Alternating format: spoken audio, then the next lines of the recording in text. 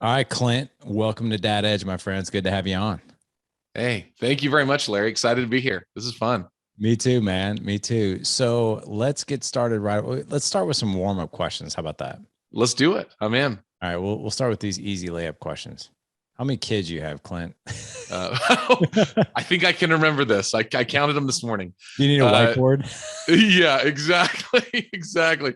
No, so me and my wife, Angie, we have six kids, three boys and three girls. You got Busy house. How did you pull that off? You know, it's crazy. It's funny because our first two kids, we had a girl first, right? So, which is wonderful, right? We love having a girl first because not only do we have a girl, but she's been great because she's like loves to babysit and everything, like loves it. Like, so I'm like, oh, this is the best. Yeah, it is. And then our second one was a boy, and so we had a lot of people that just said, wonderful, you have one of each, you're done. And we're like, oh, we got a few more there. We want to have a little bigger family than that. And so it's been fun. It's been fun. We've as we kept going and having more kids, it's just, sometimes you just have that feeling that your family's not quite complete. And so that's what happened with us. And we're just so grateful for every one of them. I did have that feeling that my family was complete, and that was after one. Oh, And then I felt that we were complete again when we had two. I was like, okay, we're really, really complete now. And then we had a third, and then we had a fourth. Now I can tell you without a shadow of a doubt, we are complete. Like there's no more. I got nothing left. Like okay. it's not gonna happen. I don't think at this point. And plus, like I don't want to be like 60 when like my next kid is like 12, right? So, but okay. So how long you been married? So been married almost 16 years. Okay. What is something you like to do outside of work and outside of family? And which, by the way, there can't be a whole lot of time left over, but what is something that just brings you joy outside of work and family? One of my, well, really, I'll give you two things. Okay. One thing You I have love to time do, for I that. I I love exactly. Isn't that crazy? I know, No, right? these are things I have to do like outside of time, right? It's like, okay, Yeah. when do you find time to do this?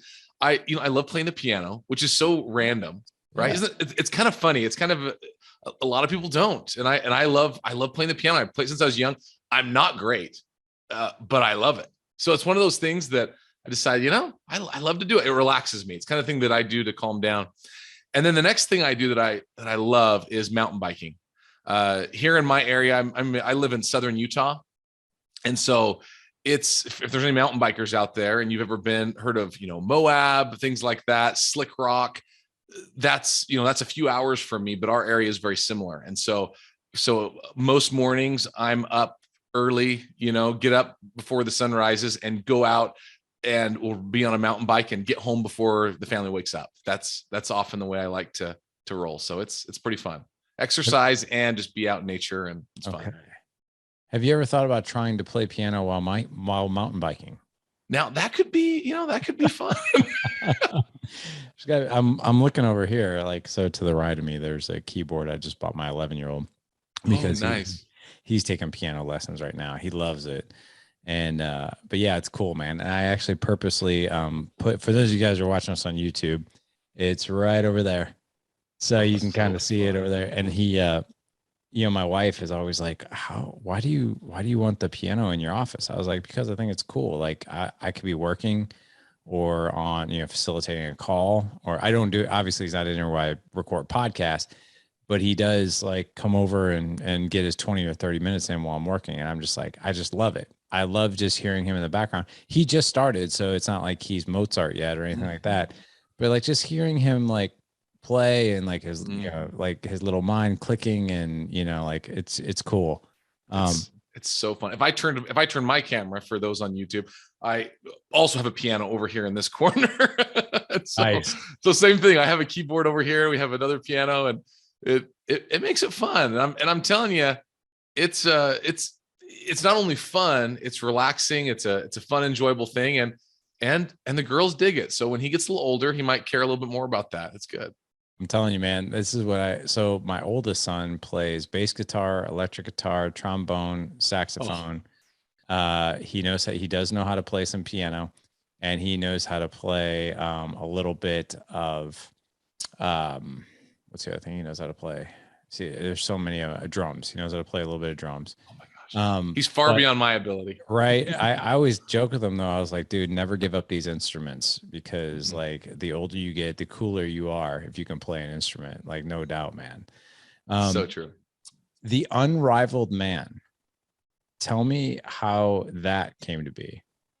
Yeah. Yeah. There's a little story to this. All right. I Um, imagine there so is. so I'll tell you a little about this because it's kind of a funny name. I mean, I'll tell you, I pushed against the name, by the way. Like I didn't at first didn't want it because I didn't want people to think that it was like I am the one and Right. only unrivaled man. Like that, because sometimes you look at it and you're like, oh, you got to read like the caveat below, right? It's like I am working on becoming the unrivaled man in my life, for me and my family, and who I am. And that's really what I'm trying to do is help other men do the same thing, become unrivaled, which unrivaled means really there's no competition. There's no one that can compare, right? No comparison, no competition. So as men, we do like to compete. I like to win. I want to win, right? But when it comes to comparing our family situation to someone else's, or our current business situation or job situation to someone else's, it rarely serves us. It rarely serves us. And so that's really where this came from. Is early in my career, I found that even though I was really successful, I was constantly comparing my beginning to someone else's end. I was looking and I was saying, wow, look at Joe. He is the man. Look at how he has this all put together in his business, forgetting that the rest of his life was a mess. And not seeing everything, where even part of his business was a mess and I couldn't see it. And I was comparing once again the worst parts of me with the best parts of other men.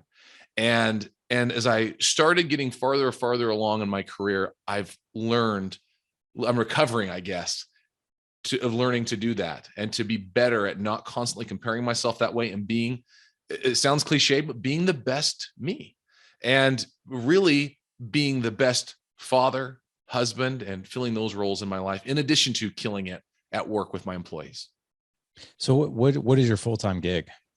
Yeah, so I am once again another story. I've ran for years. I ran nursing facilities, so skilled nursing facilities, nursing homes, rehabilitation centers, and so 24 hours a day, 7 day a week facilities. 150 employees, heavy demands that way. Then after doing that for a number of years, went and started running. I ran a fire suppression and security company. The security, access control, once again, and big fire suppression for small buildings, big buildings, everywhere in between. And once again, over 100 employees. And it was funny. After starting my podcast, I began to have other people reaching out that wanted to work with me. And so it's funny. So I actually started doing executive coaching and business coaching. And I work with several companies, and I work with individual leaders one-on-one, helping them work through these very things, figuring out their balance in their life while also figuring out how to kill it at work with their employees and really gain momentum in their lives. Got it, man. Very cool.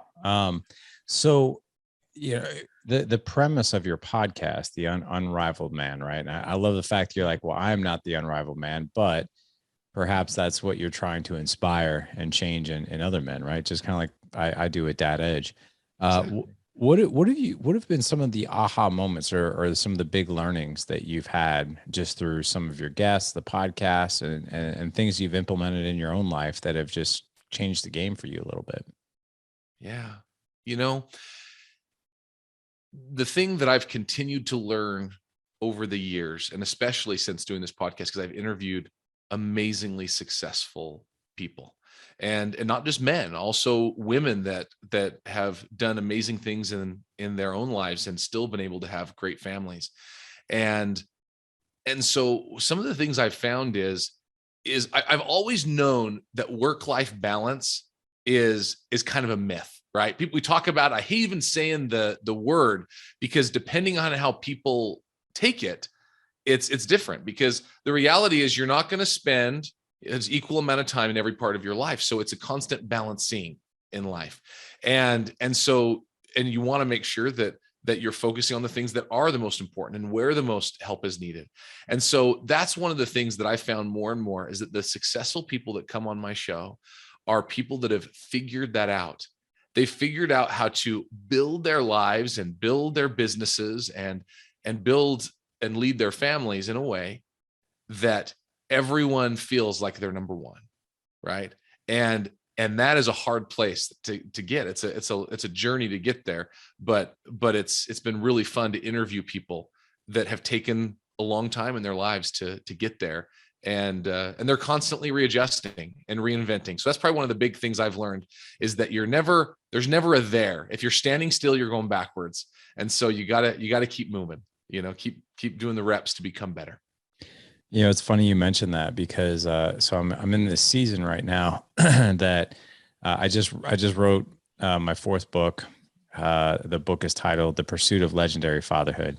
I would sit here and I would tell you that it's coming out on September 6th, but it's no longer coming out on September 6th, because the publishing agency that I was going through declared bankruptcy 2 weeks ago.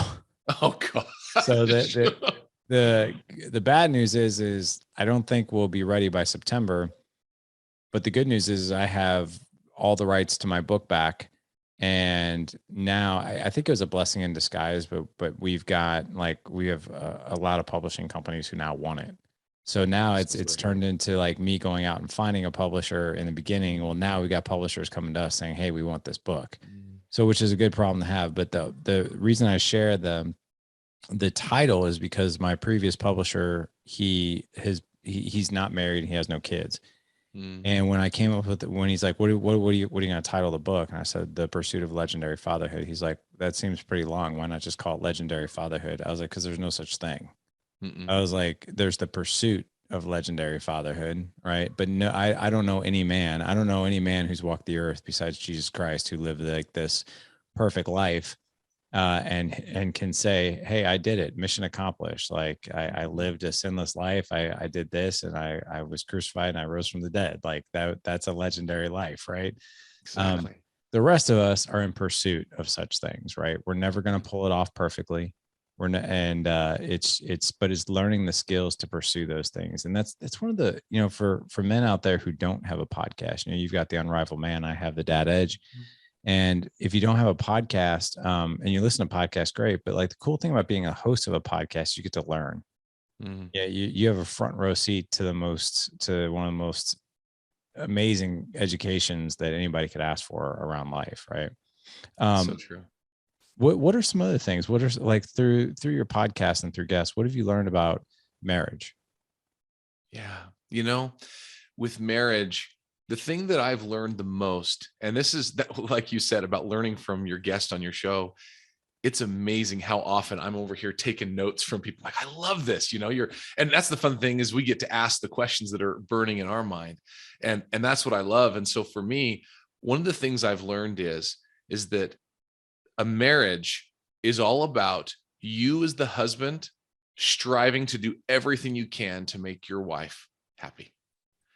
And in the end, because of that, she will in turn do the same for you.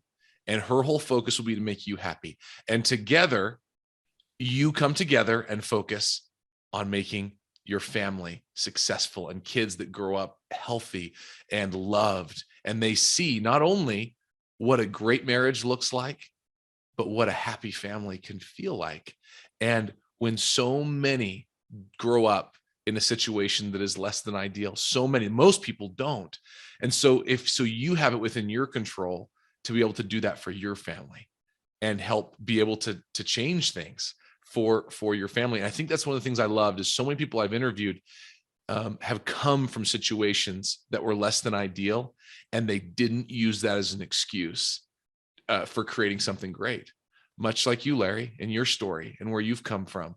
And so that's what I love. And that even if you didn't come from a rough, background or something that was very difficult, you can still slip into being lax and not doing the things that will make you successful in all parts of your life, especially with your marriage. So that's one of the things I learned as far as marriage is: spend your time and your life making your wife happy. So how would have been some of the most effective ways that you've heard?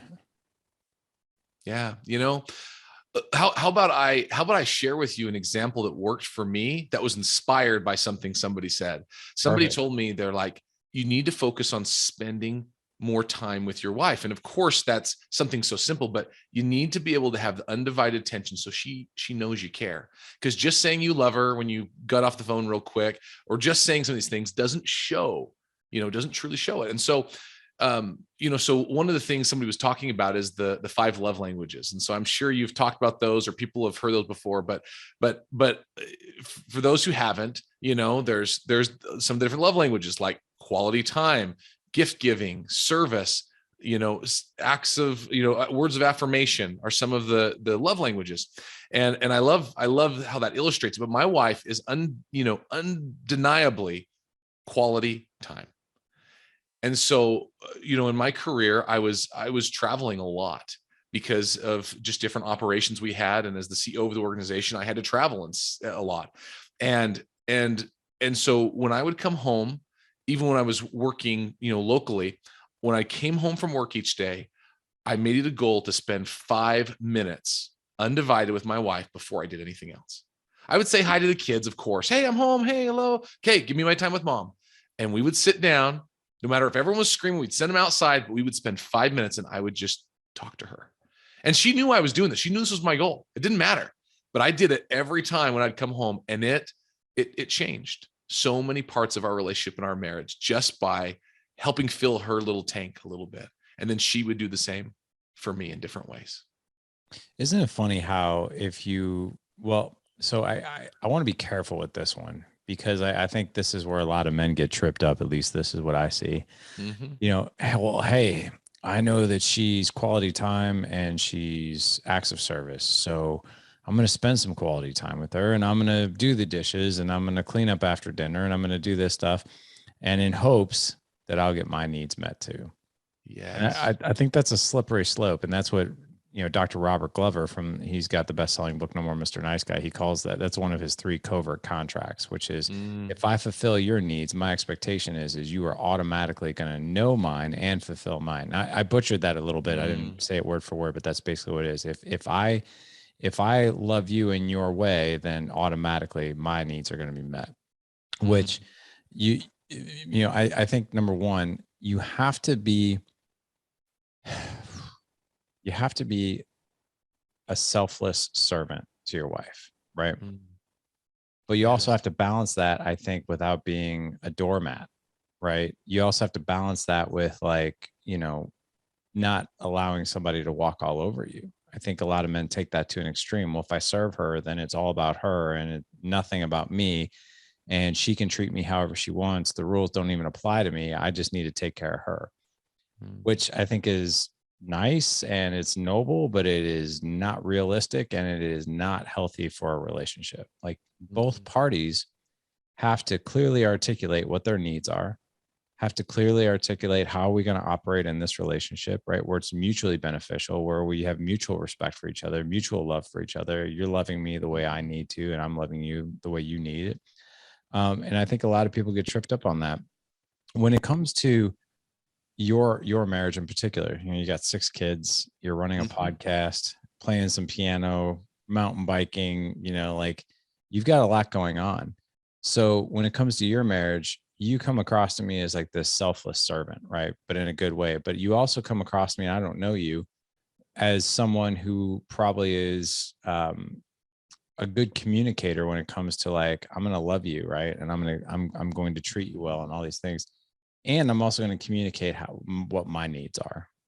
Am I Mm-hmm. assuming correctly or am I wrong? You are. Yeah. I'm real big on clarity, right? On just knowing that we're clear on what we both need. And yeah, so that is something I like to make sure that everybody knows what everybody needs, and then everyone's needs can be met. And yeah, not everybody's like that. It's we're also different. We are. Um, yeah. Yeah. So, I had some really good advice early on yeah. on that note. In my marriage, I remember my wife and we got the advice together. That's what was so great about this. there were two pieces of advice, and I can remember at least this first one. I can remember exactly where I was sitting, and that's by my wife, and there was somebody we really respected that was giving us this advice, right just moments before we were getting married. And he said this. He said, if you remember nothing else from today, because it'll be a whirlwind, right? Is everything. He said, just remember to kneel down and pray with each other every day. Pray for God's help. And he said, and pray for each other every day. And he says, if you'll do that, everything else will take care of itself. And that's something that, have we been perfect every single day and praying for each other every day? No, I'm sure we haven't, but man, more often than not, we have, and it has made a difference in more ways than I can even say. And we also received some other advice that said, don't keep score in your marriage. Don't keep score. It's different times, different needs at different points. And we were actually just having that conversation with our kids yesterday afternoon. Some kids were fighting about something, and that's not fair, and this and that. And we always talk in our family about not keeping score. It's okay. It's not always exactly equal, but it comes out more fair than you think. And so we try to do that in our marriage. How do the kids, how do they respond to that? Be like, hey, just don't keep score. Don't worry. Like, I can imagine, like, even my older ones, right? Like my 14 and 16-year-old, like if we were to, and we have had those conversations, it hasn't been often, so I don't have a whole lot of context. But like, I think about even my 8 and 6-year-old, where everything now needs to be fair. And if anything is perceived as unfair, it is pointed out like big time. That's not fair. And how do we respond as parents? Well, life isn't fair. Get used to it. Exactly. Oh man. We really don't have, like, sometimes the best explanations when it comes to that. Well, how do you tackle that? Yeah. I'll tell you how we did it yesterday. And this is how my wife was the one that said this. So I can take no credit. She's the brilliant one in our relationship. And she just said this to our 7-year-old, who, even after that discussion, and we've had this type of discussion a zillion times, right? And he's like, but, he wanted to come up with these examples. Well, what if this happens? He's actually super creative. It's super fun. I mean, he'll be like, what if our house got struck by lightning and aliens came and abducted so-and-so? Can we, those kind of things, it's like, okay, man, let's tone it down. So crazy you say that, because that happened yesterday. Exactly.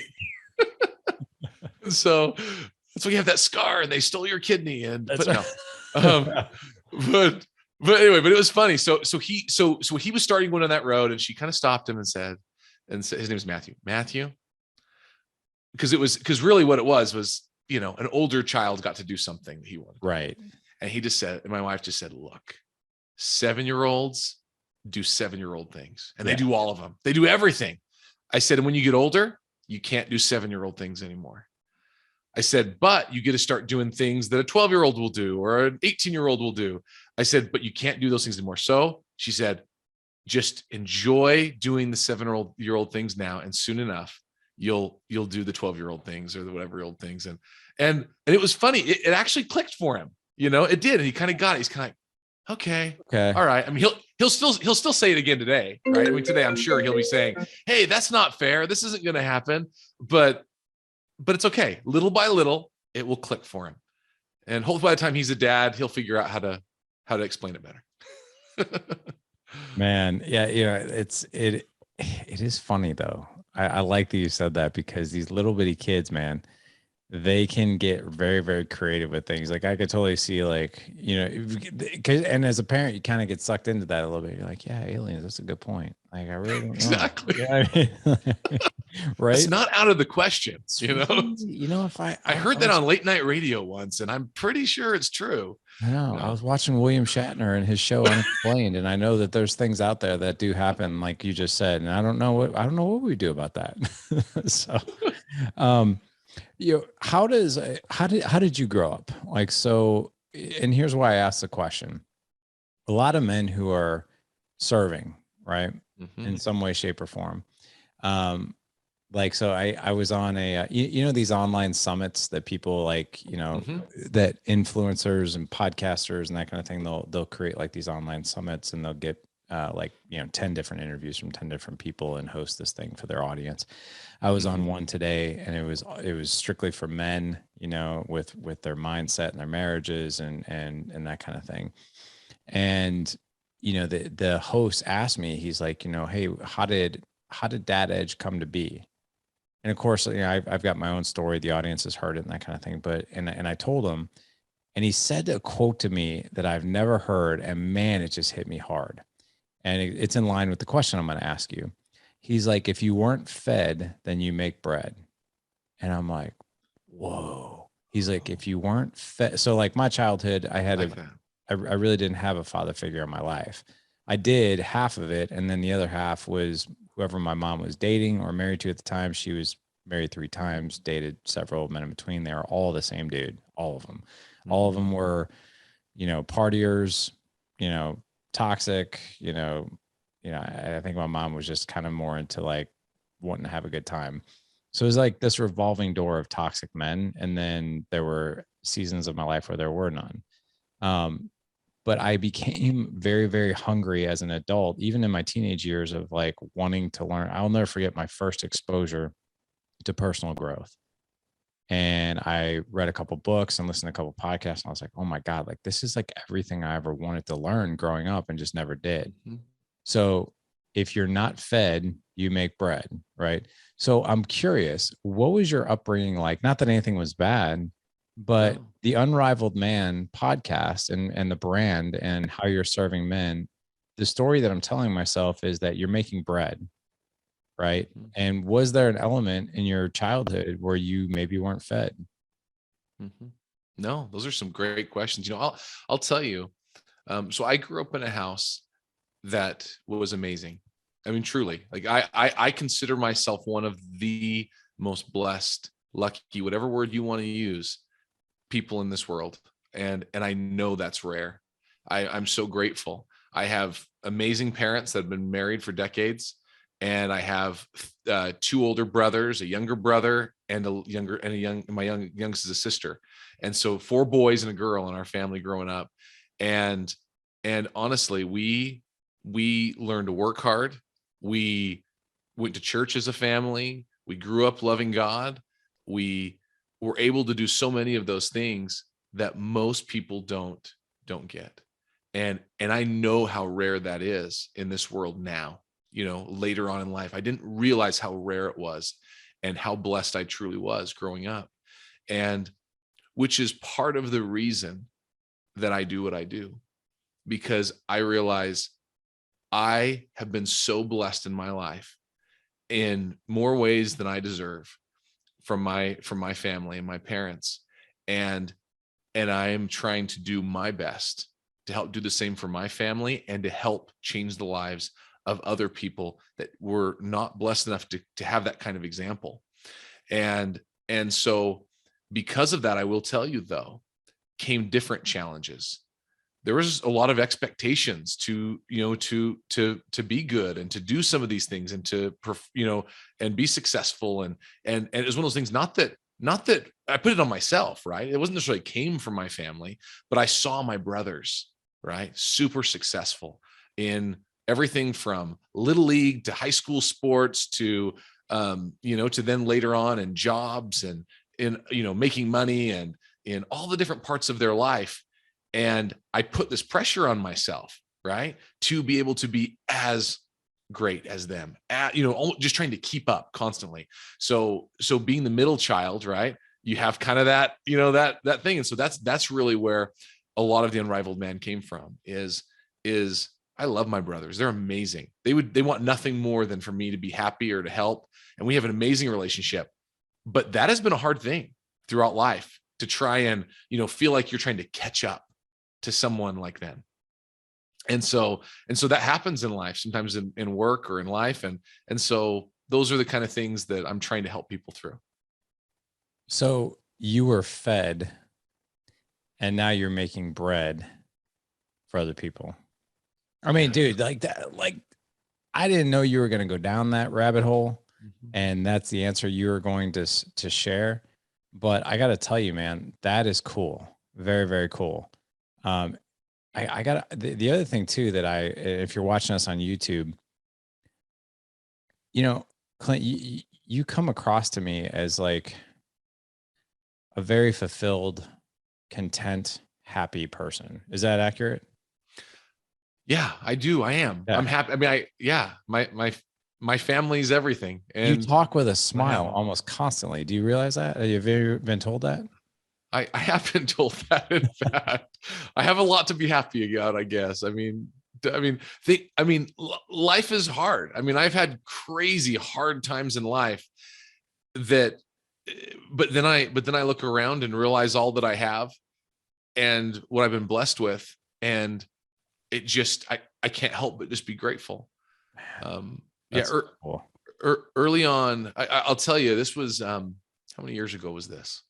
I'm trying to think back. 2009, maybe 2009. I was challenged by someone to write down every day, two or three things I was grateful for. Right, little gratitude journal. They said, do this for a month and see how it changes you. And I'm kind of like, you know what? I want to be more grateful. I want to be, this is good. I'm going to try this. Right. It was probably during Thanksgiving. I don't remember. I'll have to go look at my journal and see. And it's probably, okay, let's try this. And I'll tell you, I didn't do it every day perfectly, but pretty close for about 4 years because it began to change me. And so I decided I like how I'm changing. I like what I'm noticing in my life. I like when I'm noticing the hand of God. I like when I'm noticing the wonderful people in my life in different ways than I was before. And so I kept going. And that was something that I think made a big difference in my life. And there's lots of ways to do that, to be grateful. That's just the way that worked for me. But no, I think there's lots of ways to be happy. But there have been some big struggles in life and business where, once again, trying to catch up and in the rat race, so to speak, on things where it hasn't always been, butterflies and roses and and everything. And working through those things has tried us in our marriage and everything. And those are some tough times. Those are the things that define you often, I think, on where you're going to go. I agree. I want to address some of those things, but I want to go back to how you grew up, because Please. here's where I think the audience can really benefit. And Clint, if I'm being honest, okay, I could really benefit from this too. Okay, so the question, and the reason I do this is because it always helps me. Yeah. We're all on this journey. We are all on this journey. Yeah, we are, man. So my question is this: you had a great childhood. Yeah. I think that's amazing. And listen, God bless your parents, bro.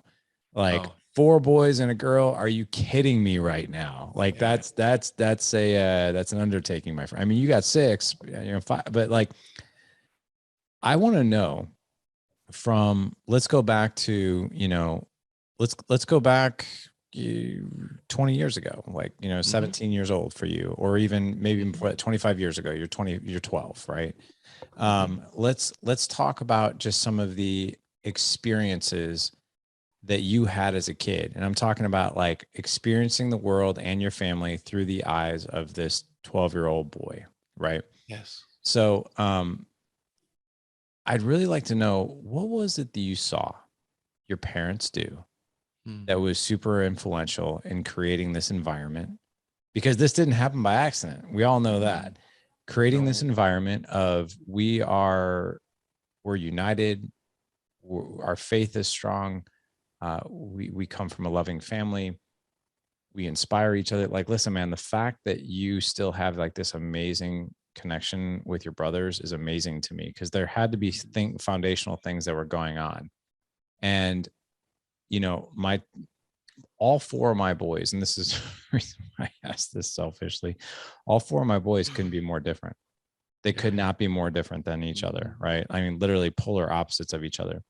Yes. And I see 2 of them get along, like these 2 get along, and then these 2 get along, and then these 2 butt heads.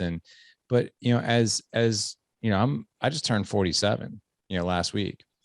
And I'm sitting here thinking about my life at like, in my 60s, right? Which is kind of not too far away, it feels like. Mm-hmm. And my kids are gonna be having and like our family is gonna be older, and my sons are gonna have families of their own. And I start to wonder, like, what is life gonna be like when they're adults? Like, will Mason want to come around if Ethan's here? Will Ethan want to come around if Lawson's here? Like, you know what I mean? So Exactly. what were some things through a child's eyes that you grew up with, that your parents did, that you guys did as siblings, that really created this incredible bond that y'all have? Yeah. Let me give you, I have kind of three things that are coming to mind as you say that.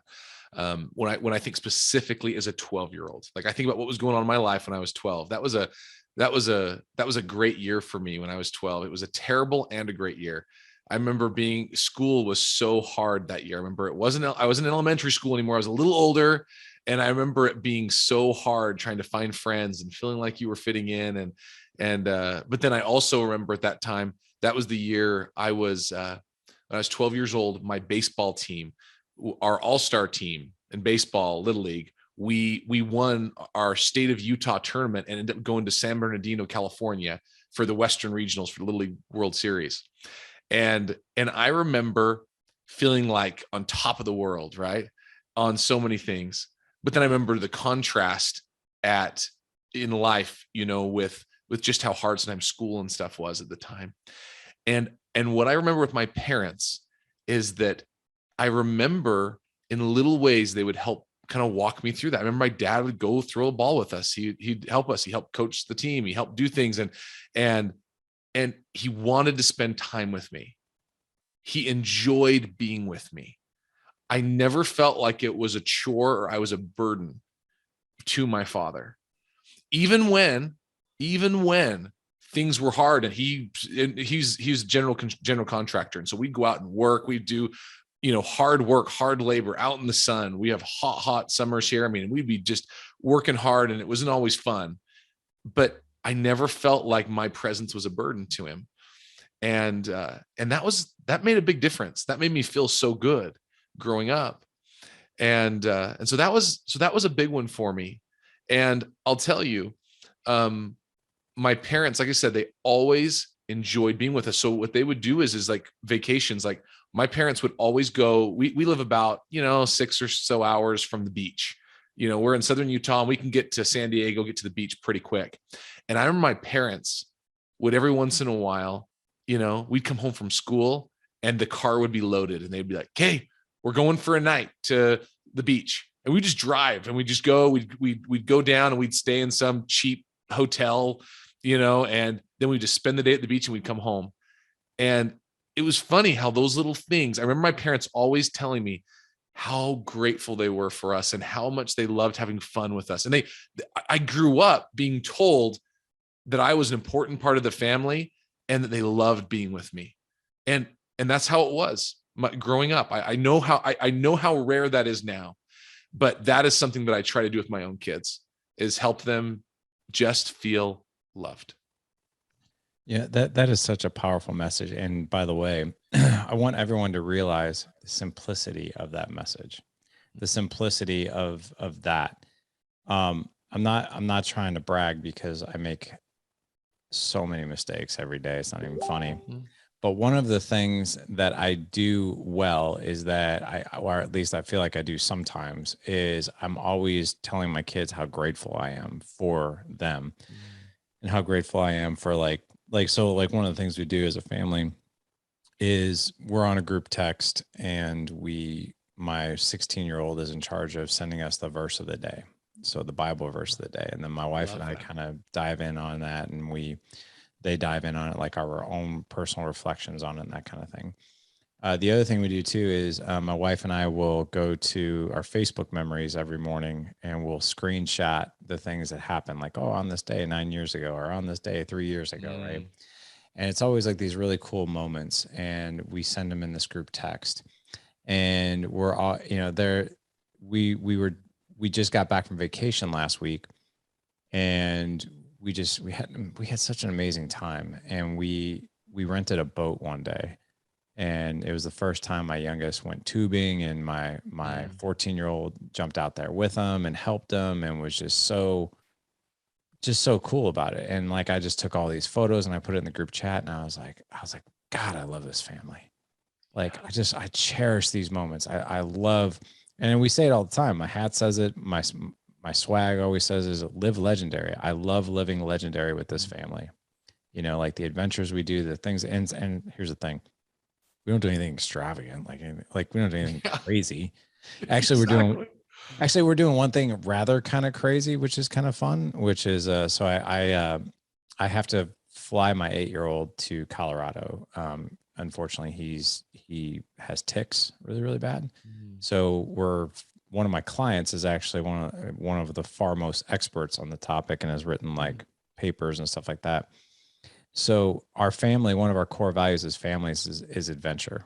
And mm. one of our quotes as a family is experiences over stuff. We're not a stuff family, we're experiences family.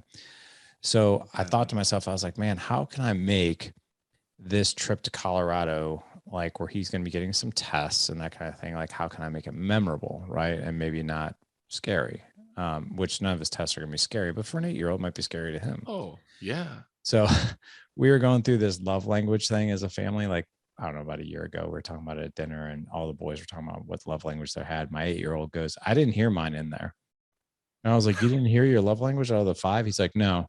I was like, well, what's your love language? And he's kind of our comedian. He's like, fishing. We all about died laughing. I love So, that. so I asked my client who's out in Colorado, I'm like, hey, man, I was like, I really want to kind of surprise my 8-year-old a little bit. I was like, was something cool? I was like, is there any guided fishing tours like where you're at? He's like, no, but if you drive, he's like, yeah, there are, but there's a better one. He's like, if you drive 3 hours north to Casper, Wyoming, which is 3 hours Yes. north of where I'm at, he's like, dude, there's this place. And he sent me a link. He's like, it is off the hook. Like the trout, he's like, the guides are amazing. You will catch monster trout. And I'm like, done. So I booked this guided trout Oh, fishing tour for me and my 8-year-old.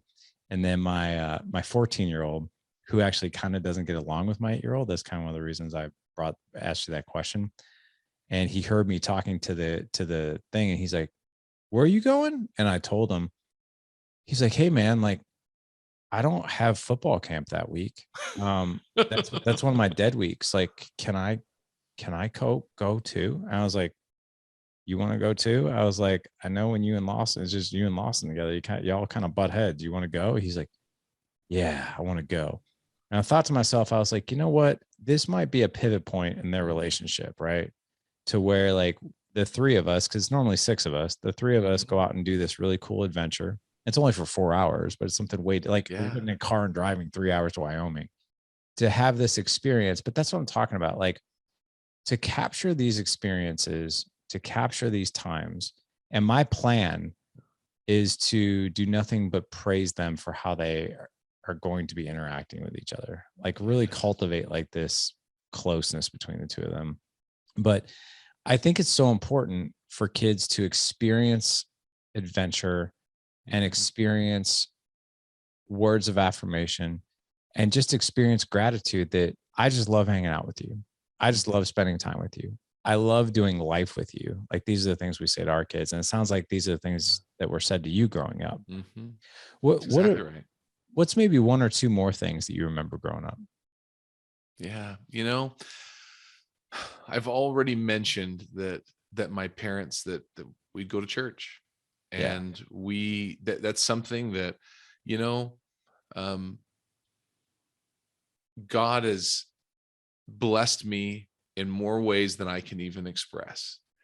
And I know that he's blessed my family. And so for us growing up, having those great examples of being around great people that are seeking to be better, and seeking to improve their lives in different ways and serve others, those things changed me, and changed me in all the best ways, and gave me great examples even outside of my own family. And so my parents, for us, it was never like going to church. It was all about God, and it didn't matter what somebody else did. Like, we go to church. It doesn't matter if you were offended by so-and-so who said something at church or something that way. I learned it was like, that's what we do. Like, it's about God, not about those things. And so that's something that I've instilled also with our kids, and we still do the same. And I feel like there are so many repercussions in life, positive repercussions to doing that. So that's one thing that made a big difference for me. Some other things that made a big difference is in my family. I told you we played baseball, played a lot of baseball. My brothers did, I did. We played other sports. I mean, we played football, basketball, we played everything. And so we spent a lot of time, and there was a lot of time where we were out and about and baseball practice and all these different things. But my parents fought to have dinner together. Always. Every night. Like, was every person there every time? No. Sometimes they had practice, but we were having dinner together, and always every Sunday, and always, once again, and we would do it together. We'd do it together. We'd make dinner together. We'd clean up together. We would just enjoy being together. And so that I also attribute so much of my connectedness to my family still today to eating together and caring about that. And as soon as my parents got grandkids with my oldest brother, the same thing. I mean, my mom, every Sunday, she has almost 30 people there most Sundays, because she has 21 or 22 grandkids now from all my brothers and sisters and us. And my mom is one of those open people. She invites everybody. So she'll invite neighbors over. She'll invite other family members that don't have somewhere to go. She'll invite, I mean, she's a saint, right? And my dad there, same thing. I mean, they're amazing. And so it's just, once again, they're all about loving people, right? My parents. And that's the kind of example I had growing up. So, someone who loved people. And some people are probably thinking, oh man, that's crazy. I'm an introvert. I don't want to get around that many people. I don't want to do whatever. It's like, that's her style, right? That's her style. But all of us, I think, can care about the people in our lives and the people that are important in different ways. But it's all about, once again, showing the love. That is so cool, man. I love that message. So many, I've done almost 1,000 episodes on Dad Edge, and many of the stories come from adversity, right? Which is fine. I mean, most people's childhoods are not sunshine and rainbows, right? And it's been a very rare find that I've ever had a opportunity to talk to. I have had a few, but not many, to be able to talk to someone who had this incredible experiences as a kid growing up. I think one of the beautiful things about, talking to people who come from a lot of adversity and a lot of chaos, like myself, is that, there's a lot of lessons to be learned there, right? And someone who comes from an amazing background in childhood, there's a lot of lessons to be learned, right? And I think it's really cool to be able to showcase both. Which is where your kids are coming. Your kids are having an amazing childhood. Well, they are, right? And you're being humble, which is so great. But I've heard the things you've done and honestly, just your effort more than anything, right? You care so much about being a great dad that you've dedicated your life to it. And you've brought together this community and so many people just to expand your knowledge and to share it with others. And even when you make mistakes, because we all do, your kids see the effort and they see how much you care to be a great dad. And that alone is going to change the trajectory of their lives in amazing ways, which is so fun. Well, I do apologize to them a lot. Yeah. So do I with my kids. I'm okay, I shouldn't have lost my temper there. Sorry, guys. Well, even last night, I'll tell you this really quick, funny story. So my wife went out with her girlfriends last night, and my two older ones were out and about with their friends. So the younger ones, the 8 and 6-year-old, they're like, what are we going to do? And I'm just one of those people, I was asking my wife, I was like, I wonder what I should do with them. And she looks at me and she's like, you don't always have to do something with them. You can hang out at home. And I was like, yes. Yeah, but we of course we can play board games or do what I like, but it's a nice night. The weather's great and all this other stuff. So I had this bright idea because, my 8-year-old loves to fish. I was like, you guys want to go fishing?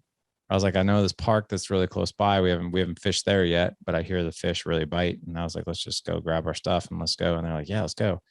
I don't know what it was, but yesterday I was just sort of in this sort of like gnarly mental headspace, and nothing bad happened. It was actually a great day, but I was just like sort of like in this not the most resilient headspace I was in the world, right? So I take them out and I'm crabby, and both of them are like getting their lines tangled up all over the place. One of them almost put each other's eye out, throwing the hook out there and the cast and the stuff. And I'm like, guys, I've told you something. You gotta be careful. Look around you before you throw these lines in. Like someone's gonna lose an eyeball. I'm like, and then of course, like I'm trying to teach my 8-year-old. I'm like, okay, here's how you take the fish off the hook, and he refuses to touch it. I'm like, come on, man, let's put your hands on it. It's just a fish. It's just a fish. You can wash it off. I don't want to touch it. He's like freaking out, and I'm like, dude, come on. Like I'm having to bait their hook. Like I have my rod with me, and I joked. I was like, I don't know why I brought my rod. Because all I'm doing, we caught so many fish. Like every cast was a fish, which was great. But I'm like dealing with this one, trying to rebait this hook, taking this hook. And the whole time I'm like, teach a man to fish and he'll never go hungry. You put the fish on the hook and you're just enabling behavior. But anyway, so like I was kind of cranky, kind of crabby. It was hot last night. And then I took them out to dinner. They're acting a fool. And I'm just like, God bless. And I was crabby to them. So then we come back home. They're in their pajamas. We're all snuggled up. We're watching a movie. And I just had this moment, oh, here's the funny thing that I took a picture while we were fishing. I'm like, hey, everybody smile. And I'm like, all right, back to yelling at you people again. You know what I mean? Yeah. I posted that online. I was like, this is such in line with like the highlight reel. And this was 30 seconds of all of us smiling and an hour of just like, come on, guys. Right. But we got back home and I apologized. I'm like, I'm sorry, I was crabby. And even my 8-year-old goes, yeah, you were. I'm like, thanks, man. I was like, well, you're right. I was like, I'm sorry. I just didn't have it earlier today, but I'm good now. He's like, it's okay. It's like, it's okay, Dad. He's like, we have fun. So, but yeah, there's that. See, that's so good. See, those are great experiences, and we learn so much. I mean, I'll tell you, I just barely outlined so many of the wonderful things in my childhood, the wonderful things that have come out in life and things. But I think the other thing to remember is it's not always like we just talked about all the highlights. Like there are tough times in life that we all go through, and with our kids and with ourselves, like no matter how well we prepare them, it's going to be tough. And same with ourselves. Like we start doing some of these things, the trajectory of our life will get better, and we'll begin to get momentum in life as we desire to do that, get clarity on what we want to do. And then we start acting and making that happen. Like we will get better. It's just, it doesn't mean that we're not going to have the roadblocks. We're not going to have the tough times.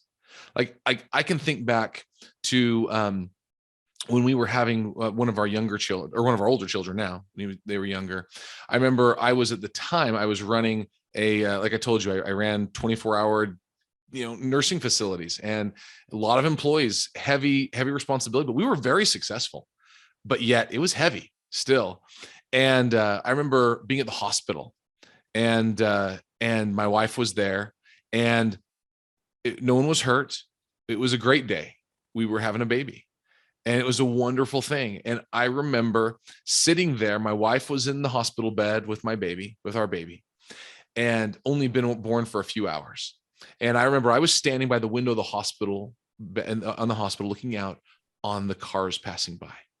And I wish right now that I could tell you that I was thinking about my wonderful little baby sitting there in my wife's arms, but I wasn't.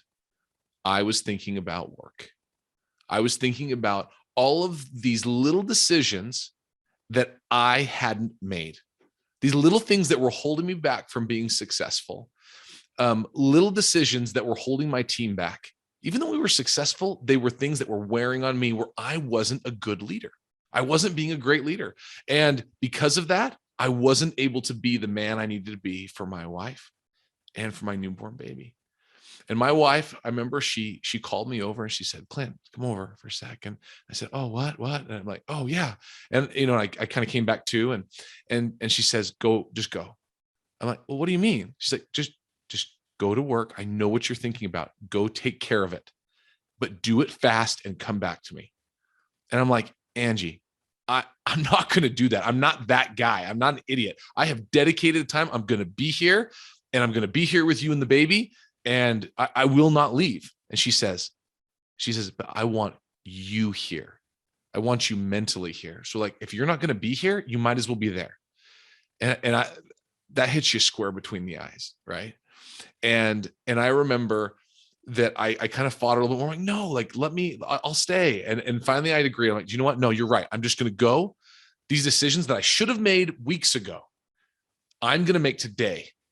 So I went to work. I pulled together some of my team. We made a couple of these critical decisions that we need to make. We acted on them. I delegated some things I should have delegated before and been a better leader, but I didn't. Did it, made it happen, went back to the hospital with a mind more clear. And obviously there was more I had to do, but it gave me this momentum back again, where all of a sudden I'm like, oh my gosh, like I didn't realize how much of a funk I was getting in from having my work, not being solid at work, was impacting my family and my newborn baby. And, that was a big wake up call for me. One of many in my life where I wasn't doing the things that I learned, right, growing up, and not doing them, it helped me realize what I was missing. And so those are some of the things that have changed me and have helped me realize how I can help other men that are sitting in the exact same spot find their way back. And that is so cool. I love the work that you're doing, man. I want to make sure that all the guys can find you and the amazing work you're doing through your podcast. I mean, the podcast is 2.5 years old now, give or take, and lots of different episodes. But where can men find you, connect with you, connect with your podcast, social media, everything?